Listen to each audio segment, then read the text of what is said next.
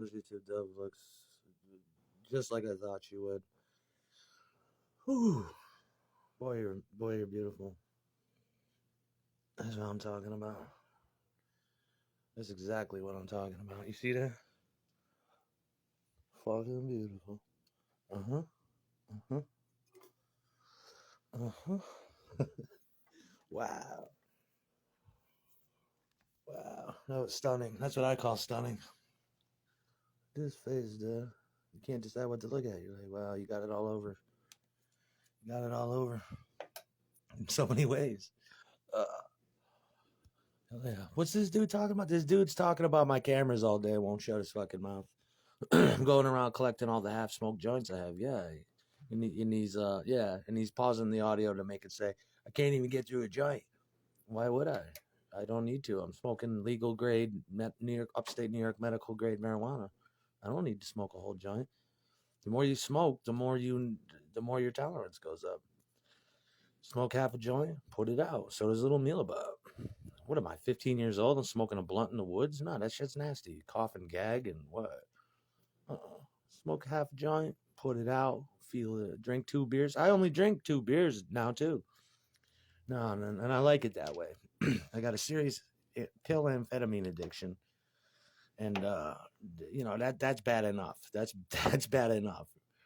You know, I'm glad I never got to other illicit substances, but they seem like they suck to me anyway.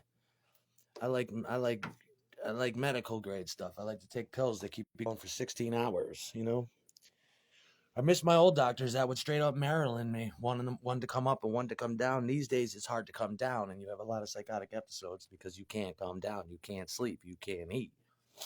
So they're gonna have to introduce. I would suggest some lorazepam, something that really doesn't give seizures, and you don't get an immediate wicked addiction turnover rate for. Xanax is just too, it's not meant for everyday use. Whereas lorazepam, it might be. Even Valium, which I haven't taken in years, but Valium is a good alternative as well. These doctors got to keep that in mind that I've been an amphetamine and barbiturate addict since 1999, and my brain is not going back. It carved it. Those medications carved out my brain like a record lathe, and I like it. I need to be medicated. I was a hyperactive child, and the way I am really bothered my parents growing up. They didn't have enough money to take me to a doctor. They didn't know what was wrong with me, and it was a problem. It's not your business what I do. This dude telling me what I'm doing in the house. Would you just shut the fuck up? I've only been on the internet for 10 minutes. This piece of shit can't control himself. Yeah, disassociative Dove, you are so beautiful. If this Mealabot thing don't work out, I'm taking that. I want that. Uh, she poses like a professional model. That girl, when you see she's the quarter face turn, the half face turn, full on face, it's like you got photography experience. I bet you she's crazier than a mother. Yeah, I do remember. Of course, I remember. Uh, Cagnina. Cagnina was awesome. He was the younger generation. In my high school, there was no competition, which is good. Wasn't I wish there was, but there wasn't. And as 2 years went on, I found my bearings and I learned how to play clubs at night. I was just 16, 15 when I first. I was playing since I was 14 with my father, but I learned how to book my own shows and I got my business cards when I was 15, and they said Reverend Roberts on it. It's just a coincidence. I didn't know about Reverend Horton Heat then. But that's what my business card said. I used to come out on stage with a bathrobe and play behind my head, duck walk across the stage, crawl on my back. Because I learned it from my father's guitar players. I wasn't trying to show off. I just thought that was the standard. And my father's guitar players probably got it from Jimi Hendrix or, watching Marty McFly do it in Back to the Future. And it was just something that the people went crazy for. So I always did that. Then I learned how to play with my teeth, which is really a trick. You're not really playing with your teeth, but it looks like you are. Learned all those tricks at 15. And so about the time I got to be 17 or 18, maybe, there was another band that cropped up. and it was my girlfriend's friends from a different school, and they came to my high school, and I helped them out as much as I could. I showed them how to book gigs and how to get over the pay to play curb. I tried to help with recordings, and I had seen a lot of bands by then, and they all sucked.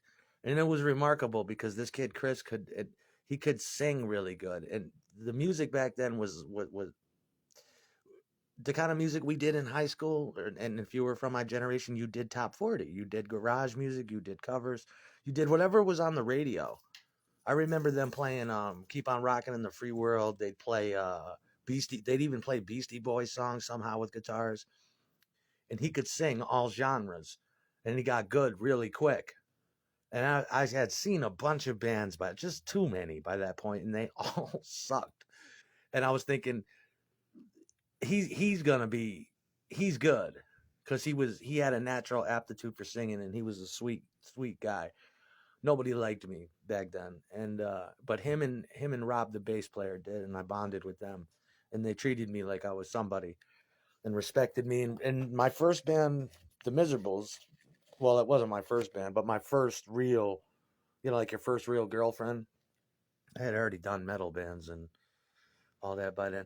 They were there. We did our first show at the Festival of Nations in the cafeteria at Schenectady High School on December 20th, I think it was. And we got to go early and load the equipment in, and I was going to let all the bands. It was great. I was going to let all the bands and talent use my PA. Um, and I had a big Galahan that my father had bought from Saratoga Performing Arts Center. Look up a Galahan and see if you can find that online. Big, bigger than a refrigerator. I had two of them. We had to move these two big refrigerators, bigger than a refrigerator. They had horns, mids, and sonic theater bass, which were like 18 inchers in it. Yeah, I kid you not. This was for theater wide. Um, and we had a PV amp to drive it, 250 per channel, and it just naturally didn't create feedback because it ran at such high wattage and high voltage rock and roll. But I brought a 16 channel. I brought my father's equipment, and I got so excited at 5 o'clock because this was going to be our first show. At the end of the song, I took my guitar, and usually I would take my guitar and blast his cymbals with it with the headstock, or I'd kick over the cheap second amp I had, or I was in the habit of throwing the guitar at that point, and it had never broke. But this on the first Miserable show, at the end, last note of the sound check, I took the guitar stock and I rammed it against the microphone stand, and the headstock cracked in two. And it was so, I was so sad. I couldn't believe it. I had done everything with that guitar up to this point. I grew up with this guitar. It was a friend of mine's that I used to party with when I was 11, and it was my only guitar. And it was up to me to keep strings on it and keep it working. I almost died, so I had to use Chris Cagnina's guitar player's guitar for the show. I wish I still had a recording of it. That would have been great. But he was great. I loved him. He had talent, and he was always so nice. And I was a straight edge kid at that point. It's something. There was a lot going on in my life, so I chose to stay away from. Plus, I couldn't afford it. Drugs, drinking, and alcohol. And they were big potheads. I had already smoked pot, taken acid when I was 11 years old. I had already run that gamut. And I used to watch them bond over pot out in the parking lot, or they'd be reading High Times like I used to do. And so I started smoking pot, and it did wonders for the music. It really did. It made the songwriting fun. It made music sound great. And that I attribute part of them. I attribute to that too. They got me back into it. I love them. I'd like to see him again. He had that really cute sister too. I forget. She looked.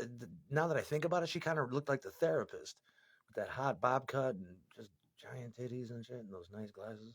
She was cute. I always liked his sister because she came a year later. By that point, I had a lot. I think everybody graduated before I did. But yeah, what is that? And stop doing that. And it was rough in high school. They had to do the same things we did. Eventually, the drummer there dated Nick's girlfriend before Nick's girlfriend. I dated her too, but she went on to marry my bass player Nick. Me and Nick would do that. We'd go out onto the street, meet people in school, meet people. It was hard to meet people because our school was filled with 2,500 kids, and they were all imports from Mount Pleasant or other schools. And it was mostly an ethnic school. And it was strange because it was like this little countryside, one level school that was filled with all ethnicity. And occasionally we'd find a white kid or we'd find some army kids because I knew a lot of army people, and we would just audition people blindly. Hey, do you think you can play drums? You know, we'd pick them up, and we would just hope that we'd hit that match. Anybody who could just hold a 4/4 beat, we'd take him as a drummer, and we just constantly until finally we got one. They're always hard to come by, but I'd like to see him again. That'd be nice. And I wonder what Rob's doing. He's been sick for 15 years too. That just pretty much. I mean, yeah, but that shit don't go away. He'll always be a singer. You know, he probably sings at home. He was nice. I liked him. He had genuine kindness and genuine respect and genuine because he had a streak of viciousness too, just like I had, and he could be vicious. Everybody else, nobody gave a fuck. Nobody would give me a chance. But out of all, and I told him, I think I told him back then too. I'm just like, you sing really good. You have a lot of power. You're like a bear. Plus, you have tone, and you can do. He'd always be singing for. We would sing to each other. We'd be in class together, and he'd be trying shit out, and he'd be like, "Listen to this," and he'd do "Summer Wind" by Sinatra, and it was just like, wow, that's good. He could do that. He could do, and then if his band was covering Metallica or something, he could do that just as easily. He had that natural. I don't even think he came. I don't think his family even did music, but he just had that aptitude for it.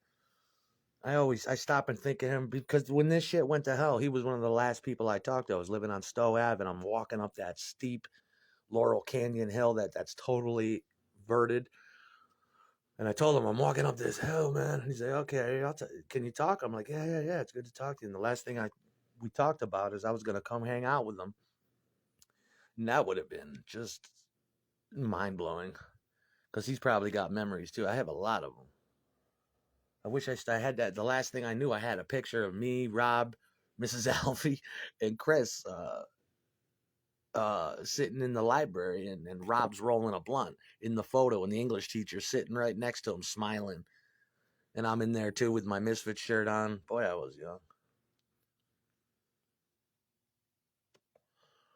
They were good. He was good.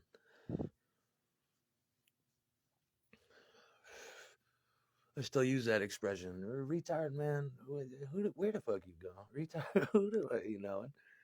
Yeah.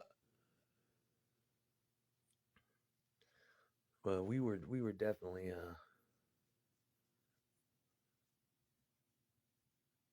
when I think about those days, all I remember is just manic depression, just blackness. It was hard.